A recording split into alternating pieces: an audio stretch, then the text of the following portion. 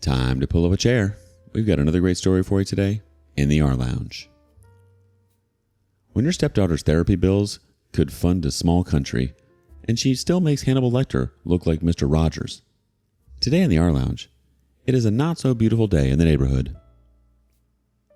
Evil stepdaughter ruined my baby shower because she's jealous of the baby. I banned her from my house. I'm in a turmoil situation, posting it here to get some advice. I'm facing a severe backlash from my evil stepdaughter for having a baby. She sees my unborn as some sort of threat to her existence. My husband, William, 41 male, and I, 36 female, have been together for 7 years, married for 3. Our small world lit up on seeing those 2 pink lines in the pregnancy kit. We've been trying for a couple of years, and I have been on some medication before getting this good news. You understand, it's not easy to conceive at this age. So it is a pretty massive deal for us. It's like my prayers got answered. Our happiness grew manifold when we got to know it was a baby girl. It's like the cherry on the cake. Nothing like it. However, this didn't go down well with my stepdaughter, Emma, 17 female. William has a daughter from his first wife who left him for another man when Emma was 3 or 4. William raised her as a single parent. I have known Emma for the last 7 years since she was 10. She has a volatile personality, for lack of a better word. No, it is not a split personality because William has got her tested. She has a reserved personality. It's tough to gauge what's going on in her mind. When I first moved in with William, I made every effort to bond with Emma. We went on shopping trips and watched movies together, and I even helped her with her homework. I had a strong relationship with her. At least I thought I did. Things seemed to be going well, until I announced my pregnancy. From the moment I shared the news, Emma's attitude changed drastically. She became distant from us. She threw passive-aggressive comments my way. Her first reaction to the news was, "Pregnant? At that age? Do you guys even know what you're doing?" At first, I chalked it up to teenage angst and her struggle to adjust to the idea of a new sibling. She's just finishing high school. She says it is so embarrassing for her to tell her friends that she has a sibling with a 17-year-old age gap. I don't know on which planet this would be an embarrassment for her. But as my pregnancy progressed, her behavior grew more erratic and hostile. Whenever she saw me throwing up, she would be like, "Hope you throw up the baby with this dirt from your mouth." I stared at her, and then she would laugh and say she was just kidding to lighten up my mood. Emma's jealousy became more apparent with each passing day. She would make snide remarks about the baby's nursery, dismissing the decorations as tacky and unnecessary. She would be like, "Let the baby come out first, if at all," and roll her eyes. I asked her what does she mean by if at all. She said she had read that pregnancy in the 30s is risky, and then she would curl her lips and smile. It was so evil. It was as if she was wishing the worst for me and the baby. When William and I discussed baby names, she would roll her eyes and suggest the most absurd ones she could think of. William was thinking of naming our baby Amy. She freaked out and said the baby's name should not sound like hers. She was like, "Amy is such a beautiful name. What if the baby is ugly to own it?" Sometimes I wanted to slap her for her cruel comments, but most of the time, I would just breathe out her toxicity and let it slide. I tried talking to William about Emma's behavior, but he brushed it off as typical teenage rebellion. "She'll come around," he said. "Just give her some time." I wanted to believe him, but deep down I knew something more sinister was brewing. The tipping point came during my baby shower. I had been looking forward to this event for months. You know, amidst all the nausea and backaches, the baby shower is something we all look forward to as a way to get pampered by family and friends. My sister had organized this baby shower for me. She took care of everything down to the smallest detail. Balloons, games, a beautiful cake, and a cozy setting filled with friends and family. It was supposed to be a day of fun, a brief escape from the anxiety of labor and birth. But Emma had other plans. Despite Emma's behavior, I hoped she would put aside her animosity for just one day. William even talked her through this, and she said she would try not to be honest and put up a plastered smile. The day of the baby shower arrived, and I was genuinely excited to meet my friends and family. Emma was nowhere to be seen. Deep down, I was happy to not have her around, but I had this eerie feeling that she would ruin everything.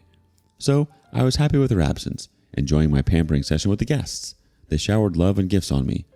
Who doesn't like to be pampered? Especially the would-be mamas. Everything was going perfectly, until Emma showed up. She arrived late, barging in with a loud and exaggerated sigh. Everyone's attention at once fell on her. She wore a scowl on her face. My sister greeted her warmly, trying to diffuse the tension, but Emma wasn't having it. She looked around the room with disdain, and I could see the rage in her eyes. She took the corner spot in the room, plugged her earphones, and looked at everyone in disgust. It was evident that she didn't give a crap. As the party went on, Emma's narcissistic behavior touched the sky. She made loud, sarcastic comments during the gift opening session, mocked the presents, and made everyone uncomfortable. She laughed hysterically on seeing some of the baby items and commented it was ridiculous to spend so much on a lump. When it was time to play games, she refused to participate. She said she had better things to do in life than to be a clown. Instead, she chose to sulk in a corner, scrolling through her phone with exaggerated boredom. At one point, my sister asked me why did she even attend the baby shower if she was so annoyed by it. I don't know if she heard it or not, but a few minutes later she said, "It's not easy to get rid of me. I'm not my father who gets manipulated so easily, so I need to watch over him." I don't know what was the context behind her comment. I asked, "What does that mean?" She said, "Never mind," and rolled her eyes. That's her favorite part of the conversation. The final straw came during the cake cutting. She just couldn't see William and I standing together, laughing and enjoying our day. William occasionally kissed my baby bump, which further infuriated her. Everyone gathered around us for the cake cutting, but before that, my sister asked us to pose for the photographs. Out of the blue, Emma just yelled, "Okay, enough of this." Then she hopped near the cake, grabbed the knife, slashed the beautifully decorated cake into pieces, and destroyed it to dirt. Everyone was filled with shock. It became a mess. William yelled at her, "What the hell did she do?" She ignored him and everyone else and scooped one spoon of cake off the table and ate. She said she was hungry, but we were just delaying it, so she took it herself. I just couldn't move from my place because the floor became so sticky and slippery. I yelled at her to get out, and that was the first time I ever raised my voice at her. If she was my own daughter, I would have slapped her hard across the face. Emma's face was twisted with anger and defiance. She screamed at William, accusing him of loving the new baby more than her, and stormed into her room. The room fell silent, and the joyous atmosphere completely shattered. I felt tears welling up in my eyes, and I looked at the ruined cake. I felt as if my happiness was dashed by Emma's jealousy. My sister quickly stepped in, ushering the guests out and promising to call them later. I couldn't hold back my tears any longer. William tried to calm me down, but who could possibly be in her senses after this incident? I did unleash my anger on him. I felt guilty about it, but what else could I do? But there was nothing much he could do, except apologizing and knocking sense into that evil brat. Later that day, William tried to speak to her about her actions. She said she was upset because he was trying to replace her with the baby. She said, "That woman and her stupid baby are trying to take my dad away from me." William tried to interject, but Emma stormed out of the house, slamming the door behind her. William stood there in silence. Then he came back to me with a face, mixed of confusion and helplessness. He said, "I don't know what to do." His voice barely above a whisper. It's been 2 days since then, and she has locked up herself in her room. I couldn't shake the image of Emma's face twisted in anger. William has tried to talk to her, but she refuses to listen. She skipped school, stayed out late, and when she was home, she locked herself in her room. The tension in the house is unbearable. To be honest, I didn't even try to talk to her. I'm too mad at her. I mean, there has to be a limit to narcissism, and she has crossed all levels of it. In my 3rd trimester of a complicated pregnancy, teenage rage or whatever is the last thing I want to deal with. My concern is not her tantrums, but the safety of my unborn. Until now, she was just mean and verbally rude, but at the baby shower, I have seen her violence. So I'm not comfortable bringing or raising my baby in the same house with her. I don't feel safe. I hate to spell this out, but seeing her rage, she's a threat to my child's safety. What if she, does something bad to my baby? It's better to be cautious than to lament later. It might now be evident to you guys that it is a difficult conversation to initiate with my husband. After all, she is his daughter and still not an adult. How do I tell him to get rid of her? Has anyone been in this situation before? Oh, the joys of family life, right? Here you are, basking in the glow of impending motherhood, only to be ambushed by the teenage spawn of Satan herself.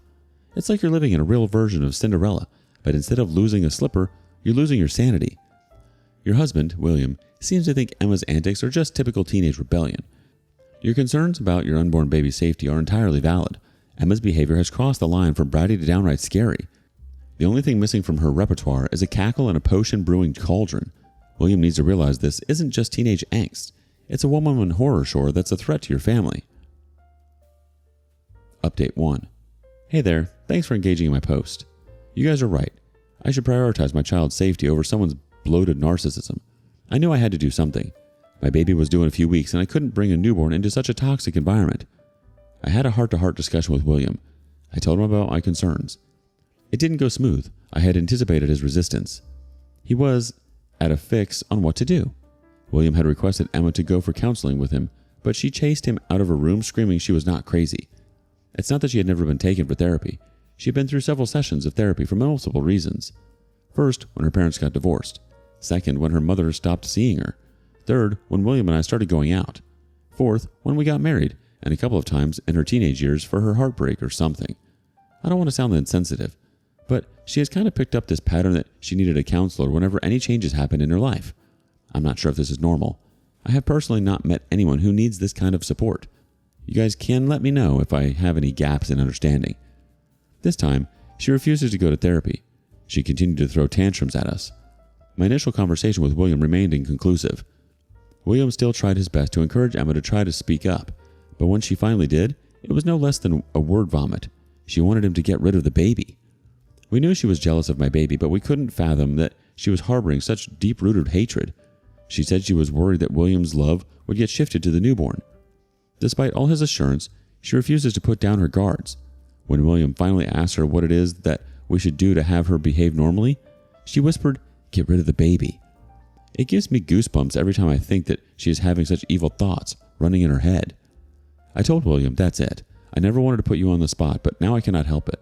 You have to choose. I cannot let my baby breathe in the same space as her." He broke down and said his brain had stopped working and he didn't know how to ask Emma to leave. He was bothered about her safety. He just cannot throw her out on the streets. I wanted him to figure this out himself, but since he couldn't go there, I had to lead him. Emma was planning to stay at home during her college years and save on rent. She was applying to a nearby college and the ones which allowed students to live off campus. I told him to put her in a college hostel. He loved the idea. God knows why this thought didn't cross his mind. It was so simple. So the next day, William told her that it was better for her to live in a dorm or with her college mates. It would help her socialize. But even before listening to the complete thing, she exploded. "Are you throwing me out of the house? You can't do this to me. How can you live without me?" William assured her that he was not abandoning her, but wanted her to live with people of her age group for her own good, but she refused to understand his perspective. She just screamed, "I'm not going anywhere. This is my home. If I bothered her so much, why doesn't that witch move out?" I was in the other room, yet I could hear her clearly. There was silence after this B word, and next, I saw William coming into my room, fuming with anger. He said he raised his hand on Emma, but somehow stopped it just at the right time. I had never seen William this angry. He doesn't even have anger issues. Neither he had ever been violent. He said Emma is pushing him to the edge, and now he has to do something about it. He raced into the bedroom for almost an hour and then searched for something rigorously on the internet. I was too nauseated to ask him anything. Then he went back to Emma. He knocked several times, but she didn't answer. He yelled, "Emma, you're turning 18 in the next 4 months. Hope you know that I'm not obliged to take care of you after that. So if you cooperate with me now and leave us alone, I would take care of your college expenses as I'm doing it now. But if you take the other route and continue to be this evil, I'm going to cut you off financially in 4 months." I didn't hear anything for the next 10 minutes, and then William came back to the room with a relieved face. I couldn't stop myself from asking what was going on. He told me he was looking it up on the internet if he was in any way obliged, legally or socially, to pay for Emma after she turned 18. The answer was no. So he used that against her and laid those choices to her. I asked him what did she choose. He said she was stupid, but not that stupid to let go of the free college tuition, so she has agreed to move out to live in the dorm. Well, good for her. On the same day, William made all the necessary arrangements to book a room for her in the dorm. It took a few days for the room allotment, and she made those days hell for us. She would speak with her friends on speaker, cursing and talking crap about me. She would not even hesitate to pause if I crossed her room. She deliberately made me hear all of the nonsense. I didn't want to live in that negativity, so I went to live with my parents for a few days. When I came back, she was gone. I felt so relieved to find the house without her. I have pledged not to let that witch enter my house again. I don't know if there was any better way of dealing with her. It's amazing how Emma has had more therapy sessions than most people have had haircuts, yet still manages to outdo Hannibal Lecter in the creepiness department. Refusing therapy this time, though? Maybe she's finally realized that even therapists need a break from her melodrama. Your idea to send Emma off to a college dorm was a stroke of genius. William's initial reaction of, "Oh, we can actually do that?" was the epitome of a light bulb moment. And then the whole, "How can you live without me?" Well, dear Emma, it's amazing how well people can live without a constant soundtrack of tantrums and toxicity. Returning to a stepdaughter-free home must have felt like stepping into a peaceful new world. Vowing to never let her back in sounds like a wise decision. Sometimes the best way to deal with a real-life villain is to write them out of your story entirely. Update 2. Hello everyone. Sorry for not posting enough. The thing is, after Emma moved out, nothing much has happened in this regard. I desperately wanted to get rid of her, but after she left, I was filled with a mix of relief and guilt. William was upset for a week. She was William's daughter after all. This was the first time he was living without her, but understood it was the best for all of us, and we had to protect our unborn child. William and I focused on preparing for the baby, trying to rebuild a sense of peace in our home. By the way, we are blessed with a happy and healthy baby. We didn't inform Emma about the baby, but she somehow got to know. She called William and ranted why she was not informed about this. He said she was not bothered about having a sibling, then why does she care? She said she didn't care about the baby, but she wanted to know what was happening in her father's life. William hung up on her. She texted him a long paragraph reminiscing about her childhood memories with him and concluded by saying that William was a changed man after marrying me, and now he was further down the hill after having another daughter. William ignores her, but I know that he's affected by her constant guilt-tripping and gaslighting. A couple of weeks back, she texted William to clean up her room because she would be coming back for her summer break. He showed me the text and asked me what to do because we clearly don't want her in the house. While we were still discussing what to do, she texted again, and then she wanted me and the baby out of the house until her summer vacation. She was asking William to ship us to my parents' house.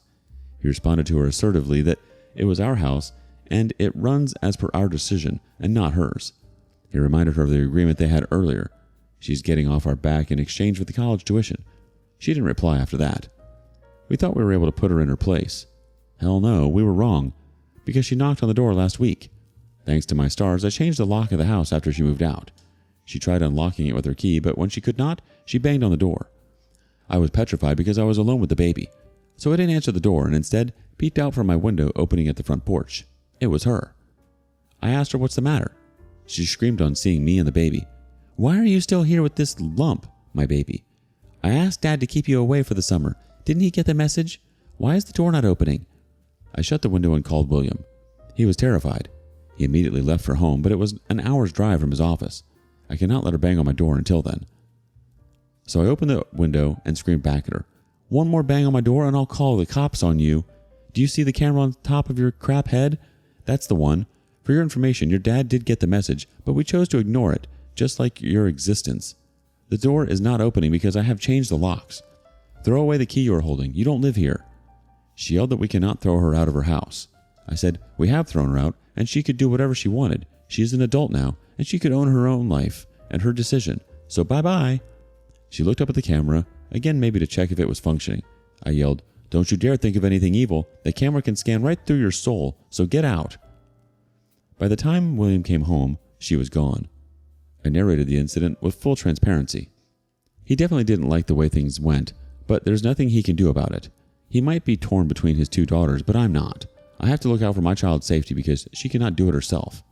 As far as Emma is concerned, she's an adult. She can take care of herself.